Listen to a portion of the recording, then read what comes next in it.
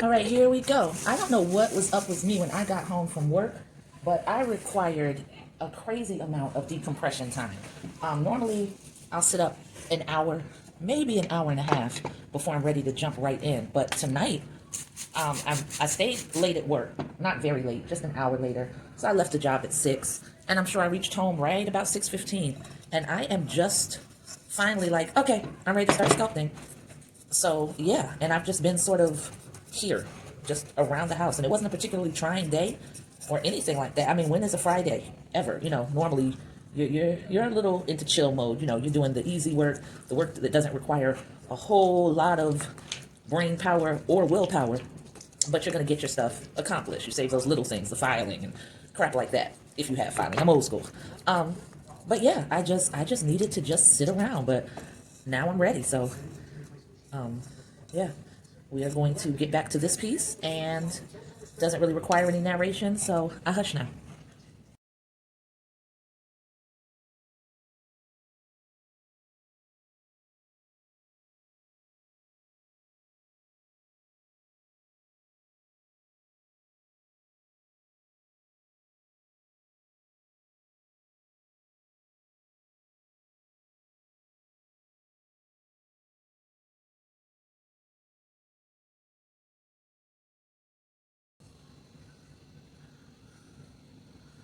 All right, so um, I'm sorry, I wasn't planning on talking, but just real quick, while this starts to get leather hard,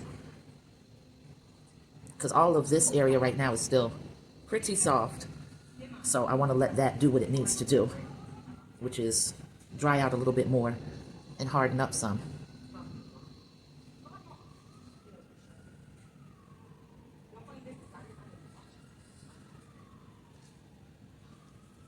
Yeah, I'm sorry. I realized I stopped talking mid-sentence. Um, I got sort of caught up in a zone with adding some detail. But anyway, I want to let this get leather hard.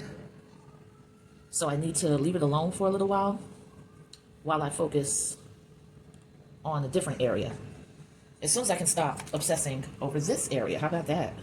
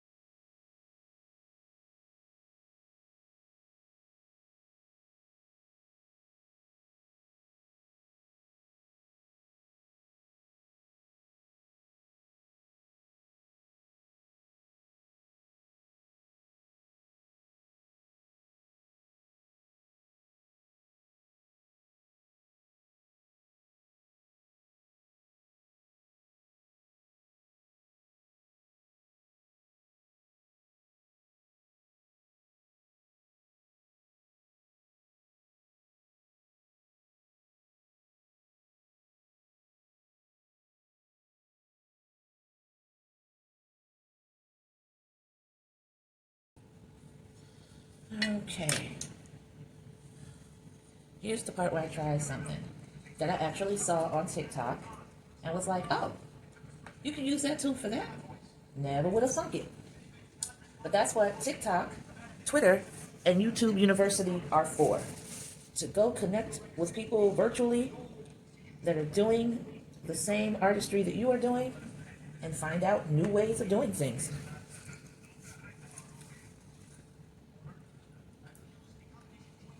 Bear with me, I'm trying to match up all my silver pieces and arrange them in the caddy correctly so that I can lay hands on stuff more quickly.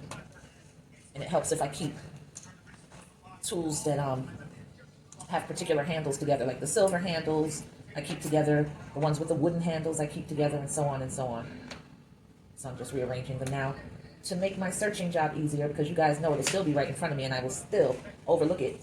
But sometimes this helps shorten the process just a bit. All right, so I'm not going to worry about letting this get leather hard so that I can scrape out these edges. No, I don't know if you can see it. Let me see if I can just adjust the lighting so that more shadow hits it. Possibly you can see that from where I scraped, there are little wavy patterns because I didn't go very much in a straight line. So there was some curvature to the way I was scraping away. And I could take my time, wait for this to get a little harder, and then go in the opposite direction to get rid of those ridges. But for what my plan is, those ridges don't make a difference. You're not really going to see them. I do just want to make sure that the clay is compacted neatly. So that was really more so the purpose of going down and scraping. And I think I'm going to do a second run at it. Ain't no think, I'm doing a second run at it. That's what I needed to have said, because it's happening.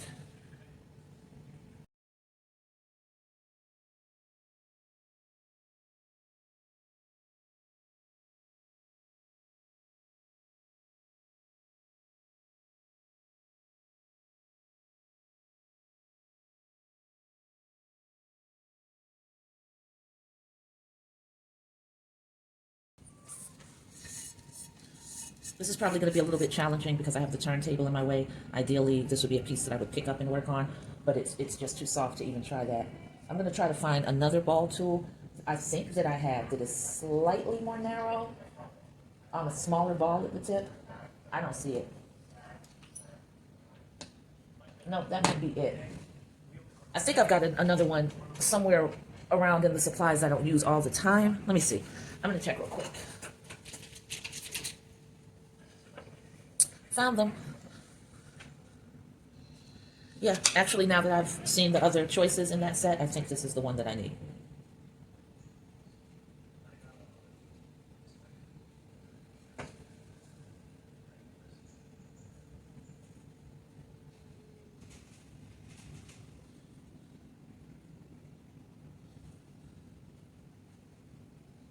And as you can see, I'm going to have to come back in and shave away those deposits that I'm leaving on the outside.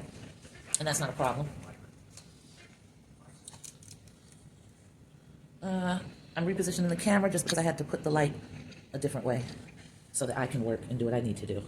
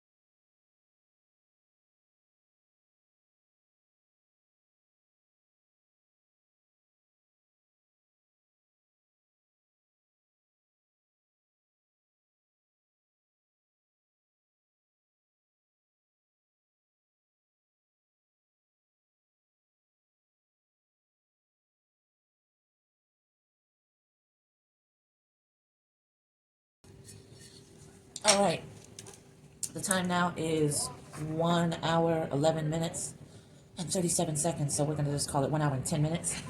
And this is how far I've gotten. Trying to get the light so that you have the best view of her. Still give her a little bit of shadow. I think I need to put it sort of way overhead. Maybe like that. Okay, so I'm going to spin her around slowly. I'm going to let her sit out and air dry. And I'm going to go take a break and come back later and complete her. I think I need to bring the light down just a little so you can see the carvings that are done on the back of this block that she was formed from. And you know what? Why don't we go ahead and take a measurement of her before she starts shrinking? So right now, the entire structure stands at 7 3/4 inches, I guess this is. Yeah, about that.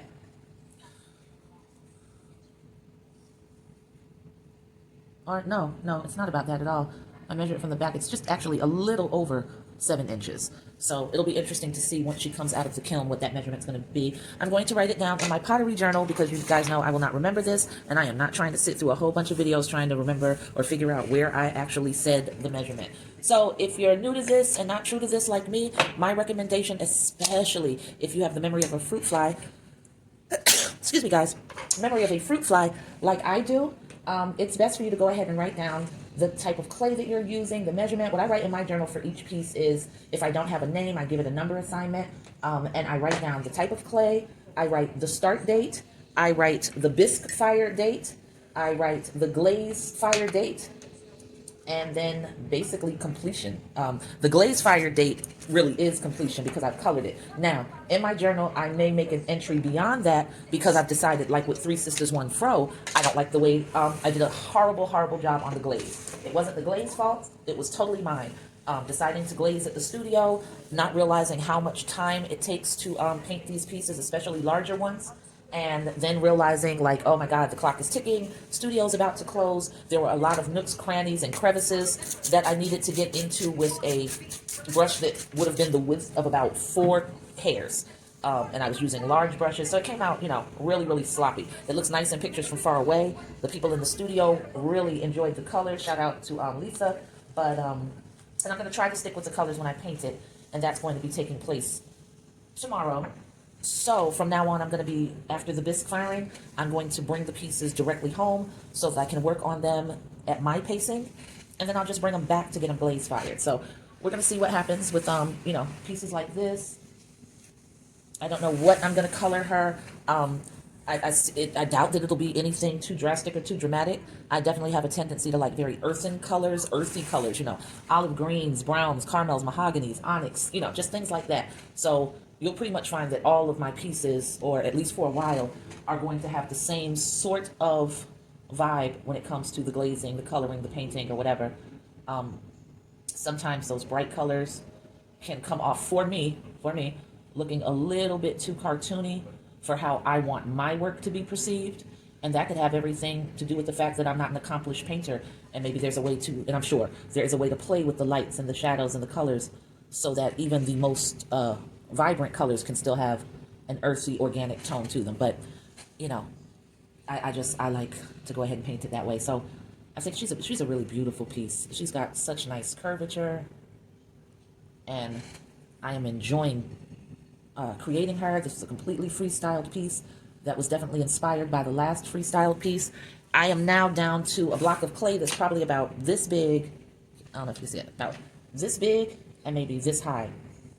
I could get 2 more block pieces out of it like this one.